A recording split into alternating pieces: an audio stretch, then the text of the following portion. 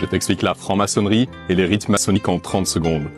Dans une vidéo précédente, j'expliquais que la franc-maçonnerie s'exerçait sous plusieurs formes, que l'on nomme des rites.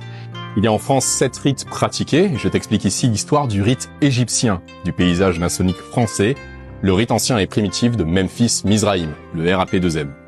Envoie cette vidéo par message privé à un franc-maçon qui travaille au rite égyptien ou à une personne qui s'intéresse à la franc-maçonnerie égyptienne.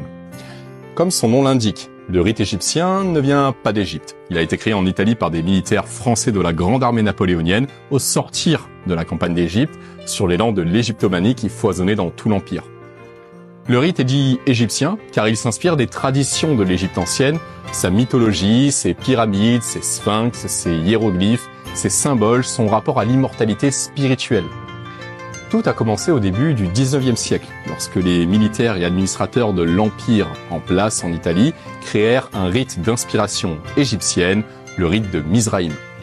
Il comporte 90 degrés, dont les 60 premiers sont une traduction des 33 degrés du rite écossais ancien et accepté. Ce sont 3 frères, les frères Bédarides, officiers de l'armée impériale, qui découvrent et installent ce rite en France en 1813.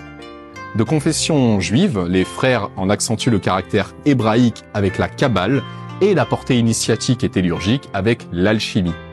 À la même époque, Jacques-Étienne de Marcoli de Nègre, exclu de la loge de Mizraïm, crée en 1816 le rite de Memphis, un autre rite d'inspiration égyptienne, celui-ci en 95 degrés et plus biblique dans sa forme, prônant l'existence de Dieu, l'immortalité de l'âme, la pratique de la bienfaisance et de la vertu. Les 2 rites se répandent en Europe, mais se polarisent rapidement sur le plan politique. Le rite de Mizraïm rassemble les jacobins nostalgiques de la République et le rite de Memphis regroupe les bonapartistes fidèles à l'Empire. Des tensions politiques entraîneront la dissolution des 2 rites. Dans les années 1820, ils entrent alors dans la clandestinité. Il faudra attendre les années 1881 pour qu'un premier rapprochement s'initie entre les 2 rites sous l'égide de Giuseppe Garibaldi. En réponse à l'hostilité du Grand Orient de France pour le rite égyptien, le docteur Papus crée en 1906 une grande loge dont il deviendra grand maître 2 ans plus tard et qui travaillera à l'antique et primitif rite oriental de Memphis-Mizraïm. En 1960, l'écrivain ésotérique Robert Amblin en prendra la charge et réformera les rituels en profondeur. Ce rite ancien et primitif de Memphis-Mizraïm comporte 99 degrés.